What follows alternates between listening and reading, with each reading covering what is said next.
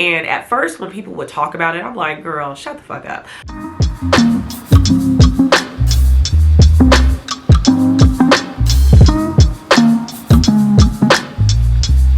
Welcome back to my channel, Viaglo. If you are new here, my name is Gloria and I'm a full-time reseller on multiple different apps, and I resell clothes and shit. So in today's video, I actually want to go over my mindset from when I was a part-time reseller versus me being a full-time reseller. And I'm going to be covering a few different topics like shipping, storage, and inventory. If you think you might be interested in something like that, please stay tuned. So since we're going to be covering inventory first, I want to go over the time when I was a part-time reseller. So generally speaking, as a part-timer, you could in fact work full-time hours. I took full advantage that this was just a part-time job, and I actually didn't want to put too much time into it. I just wanted to make the money, honestly. So as a part-timer, I would try to source at least once a week. Typically, it would be on my first off day from my full-time job, and I would try to pick up 10 to 15 pieces because that is what I wanted to list the following day. Now, when I would go sourcing, I really didn't care too much about cost of goods.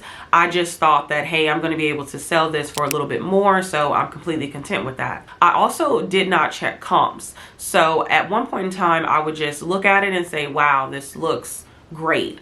Let me get it. And then I graduated from that to actually Googling the brand and saying, oh, this retails for X price. I would base my purchase off of that, which is asinine when I think about.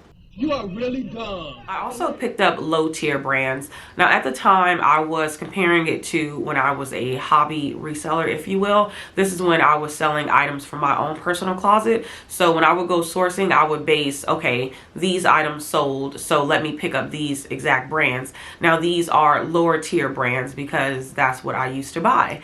So I would go to the thrift store and I would pick up those exact brands, and they would sell, don't get me wrong, but they wouldn't sell for a high dollar amount. So at this time, I really didn't look into profit margins. I was really just happy that the item sold. Now, I want you guys to understand that, prime example, I would source some Old Navy shorts because I've been able to sell some shorts that I used to own from Old Navy for about $12.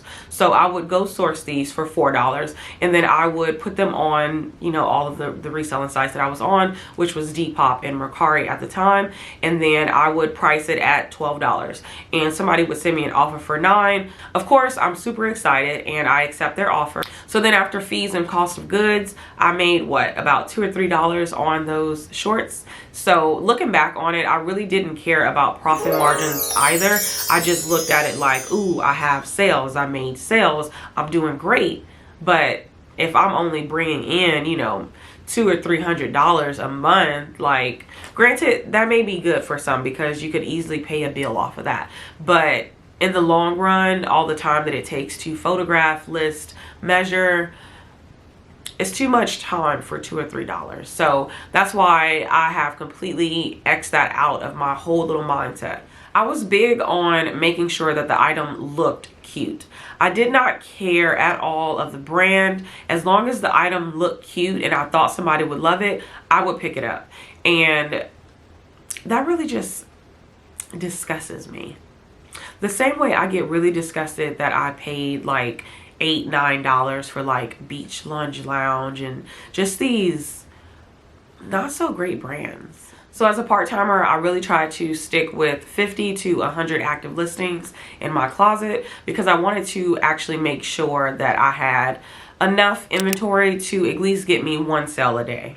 All right, so moving on, as a full-timer in the inventory space, I definitely source about 30 to 50 items per week, and that is what I photograph and list per week just to keep my shop pretty much fresh and up to date with new inventory. I'm pretty much brand heavy now. It's very rare that I'll pick up something off of style. It would most likely be a vintage piece that I pick up off of style, but other than that, I like to pick up brands because I know that that will get them to sell a lot quicker than a style would. I actually thoroughly check comps. I check Mercari's comps, I check Poshmark comps, I check eBay comps. I think that it's so important to make sure you are looking at the price point that this potential item could sell for versus you just picking it up and being like, oh, okay, this retails for this amount, let me sell it. No, baby. It could retail for $200 and you check comps and they're only selling for $24, and then the thrift store is charging $10 for it. If you're a volume seller, maybe that could work for you, but I feel like I teeter between volume and the other one. What's the other one, y'all? I don't know the other one, but y'all know what I'm trying to say. I don't care to have 10 items that I can sell for $10 to make $100. I'd much rather 4 or 5 items that'll sell for $20 to $25, and then I'll make that $100. And it's not really about my time. It's just more so about, actually it is about my time. Like, why am I lying? It's about my time. I don't want to waste time. I don't want to waste money. I don't want to waste supplies packaging up 10 items that I only made $10 on. You get the gist? Okay, thanks for following along. I try to keep a minimum of 250 active listings in my closet, shop, storefront, whatever you want to call it, just because I want to make sure that I make daily sales. And if I have any say so, I make about 3 to 5 sales a day.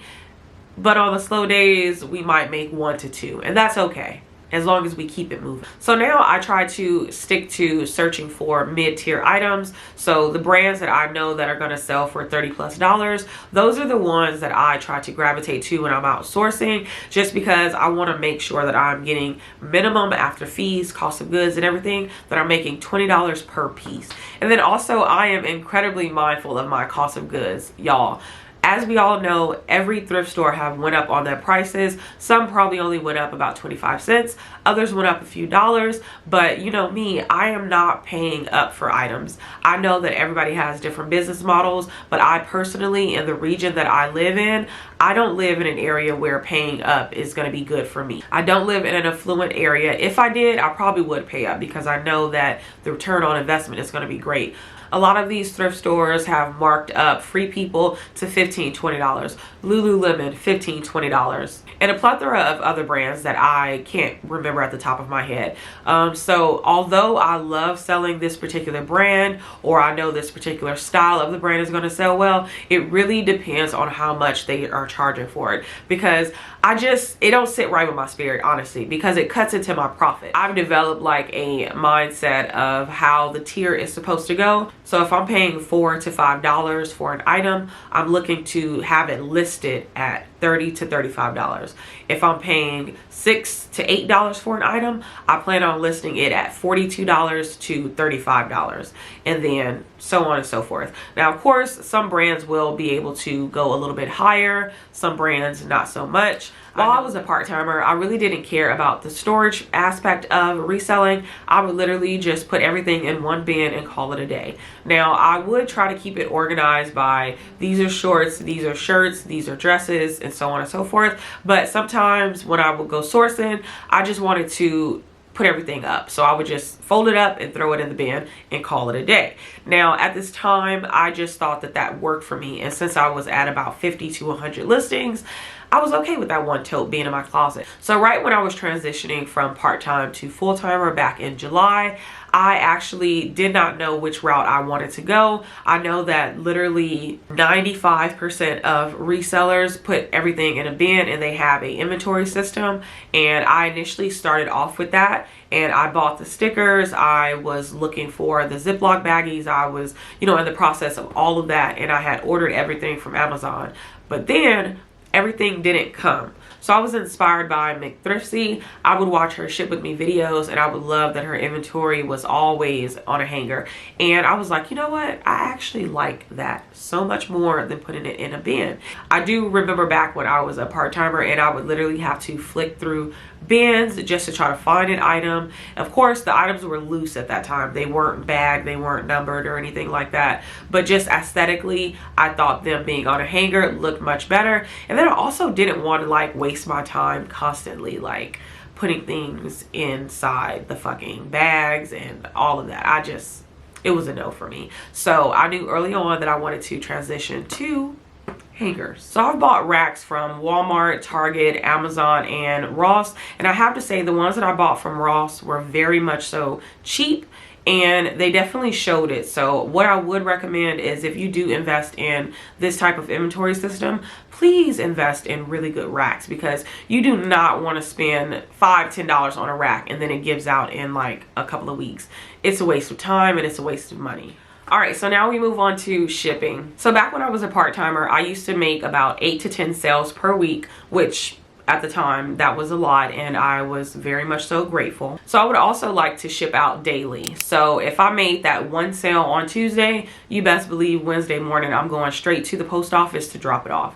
I do think that my turnaround time during that time was really good, just because I was really close to a post office and I didn't mind constantly like dropping the items off, because I think I was more excited that I got a sale and I really wanted to get to that buyer as soon as possible. I would also ship with Depop. Now I shipped with Depop for a very long time as a part-timer, because during that time I wanted to cut back on the price point of shipping for my buyers, because I knew that a lot of them did not want to buy items because of the shipping price. Now I dabbled in the flat rate shipping and I lost a lot of money because of it. At the time I didn't know that when you ship like in your region, it's going to be the cheapest, but when you ship outside of your region, it's going to cost a little bit more. Prime example, it was a pair of, I want to say, shorts that I had, and I had a flat rate shipping of $4 because I thought that that was incredibly reasonable. Someone from California purchased them and the shipping was $9, so that ate up a lot of my profit. So looking back on it, I'm sure that $5 that I had to pay in shipping probably took all of my profit, and that just is really disheartening to think about. I do have a video where I ship with Pirate Ship. I'll have that link down below if you guys want to check it out. I've gotten a lot of messages from people on my Mercari video. If you guys haven't watched that, I'll also have that link down below. And they are talking about to ship on my own on Mercari. And I'm going to tell y'all right now, okay? I'm not shipping on my own on any platform. I have surpassed that point in my life. I think that it is time consuming and I don't have that time to give it. So I will not be shipping on my own. If the buyer don't want to pay $12 for shipping on Mercari, don't buy it from me, baby. Also use a Bluetooth printer. I love this thing. I actually still have it. It's 2 years in my reselling business and it is not going to go anywhere. The Bluetooth printer is so incredibly helpful because I can print from my phone and then you know, the shipping label will come right out. I actually had no problem with this. The only thing that I did not like about it is the time that it took me to cut up the label and then to tape it onto the poly mailer. That was the only thing that I did not like about having a printer. It was time consuming just trying to get that label to look good on that poly mailer. So when I first started as a like hobby reseller, I used these cute little purple like post-it notes. They were so cute. They had like a thumbs up. So I would handwrite every one of my thank you notes to each buyer. Of course, I would address them by their name and then I would say the exact same generic message, which is thank you so much for your purchase, and then I would put my name on it with like a heart or a smiley face, something like that. And I would do that for every package. Now, when it got to a point where I was making about 5 to 6 sales a day, transitioning from part-time to full-time, I knew that that wasn't going to work for me because my wrist was hurting. But I kept doing it because that's all I knew at the time. Handwritten notes are absolutely lovely. I love when I receive them, but there's no hard feelings if I don't receive handwritten thank you notes. And during this time, I was really obsessed with poly mailers, the really cute ones. I was so happy when I would run out of them because then that means I can buy a new style, a new print, and then I can get those shipped out. And y'all, I was obsessed. I spent a lot of money on Amazon buying poly mailers. Now, I'm so grateful that I was not on Instagram as heavy as I am now, because I truly would have been supporting all of the small businesses that sell poly mailers, but I just don't think that that is the best way to go for me anymore. All right, so as a full-timer, I actually average about 20 to 30 sales per week, and that gives me maybe about 3 to 5 sales per day. So I try to make sure that I ship out actually Monday, Wednesday, and Friday. I also make sure that I use the shipping labels from that platform. So I currently sell on eBay, Mercari, and Poshmark. I still have some items listed on Depop, but I do plan on transitioning off of that platform. I know. I'm over it. But I try to make sure that I use their labels just because it is super convenient to receive that sale and then just print out that shipping label versus me, going to pirate ship and putting in their address and the weight of the item. It's entirely too much. So I only use the platform's shipping labels. So for my Christmas gift in 2021, my boyfriend actually purchased me a Rollo printer, and y'all, I have to say that's probably one of the best gifts that I could have had for my reselling business. I think that it has streamlined the whole process of shipping. I mean, it's a few things that have streamlined that, but we're going to talk about that in a second. But getting the Rollo printer has definitely changed my whole life. And at first, when people would talk about it, I'm like, girl, shut the fuck up. But no, like, I truly understand why people have transitioned to the Rollo. Like, it is so much more simpler. Like, the whole process of shipping is so much more simpler, and you do actually save a lot more money in the long run than when you have a printer. So when you really think about it, the Rollo actually is good for 500,000, so 500,000 prints. Okay, do you really think you're gonna print that much shit? Let's be honest. So you might be upgrading in about 5 to 7 some years, depending on your business model. But then not only that, the only thing that you are purchasing is like those little adhesive papers. And correct me if I'm wrong, you could get some of those free on USPS. I'm going to look into it. I haven't read out on mine, so I haven't really checked it out, but one day I'm going to check it out and watch my vlog, so we'll talk about it more there. But anyways, when it comes to your regular printer, you actually have to buy ink. You have to buy paper. So versus me sitting there taping that shipping label, I actually just bought shipping slips and I just slide the label inside there. I do have a video linked down below of my tools and supplies that I use for my reselling business. But like I said, I actually just transitioned to those, I want to say, in maybe like October, November, and that also has helped my shipping process. I actually like to package my items in nice little duct paper, and then I ended off with a cute little thank you sticker. The thank you sticker is like a quarter size, and I'm not lying to y'all, I paid $4 for 800 stickers. Like $4, 800 stickers, and I'm happy about that. That has definitely also helped with the streamlining the shipping process, because once I package it up, slap that sticker on it, calling it a day. And I feel like when I used to handwrite my notes, my wrist would hurt after a while, so I think that it kind of works out a little bit better for my wrist. All right, and lastly, I love to use free packaging from USPS. Oh my god, I actually didn't start using the free packaging until December, and I went full-time over the summer. So it's really like a tisk on me, because I should have done it, because I would have saved a lot more money. And since I sell primarily on Poshmark more so than any other platform, this is a game changer. So if you are a reseller on Poshmark, make sure you get into the free packaging that you can receive from USPS. Of course, you can order it online. That's what I did. I got a lot. I went a little crazy when I ordered all of these, but I'll never run out.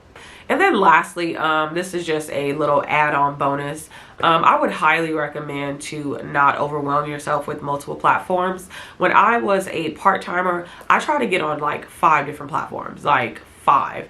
And I think at one point I was on Poshmark, Depop, Mercari, Curtsy, and Vinted all at once. Now, it was a bitch to cross-list back then. I did not have a cross-listing service, so I was doing everything manually, and that shit hurt my thumbs. Like, that's why my hands is like damn near stuck like this, because I was cross-listing on all platforms because I knew that cross-listing would make me the most money, and it did, but it just wasn't worth it after a while. And I don't know, I just knew that it wasn't in my best interest to cross-list on 5 different platforms as a part-timer. And now we gravitate to me being a full-timer. I currently resell on 3 platforms.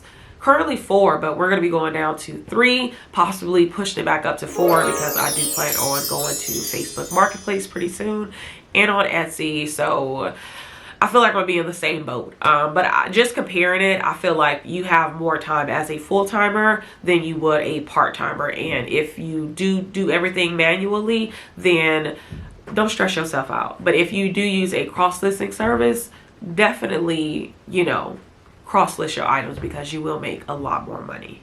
Also, I do have a link down below if you guys want to try out a cross-listing service.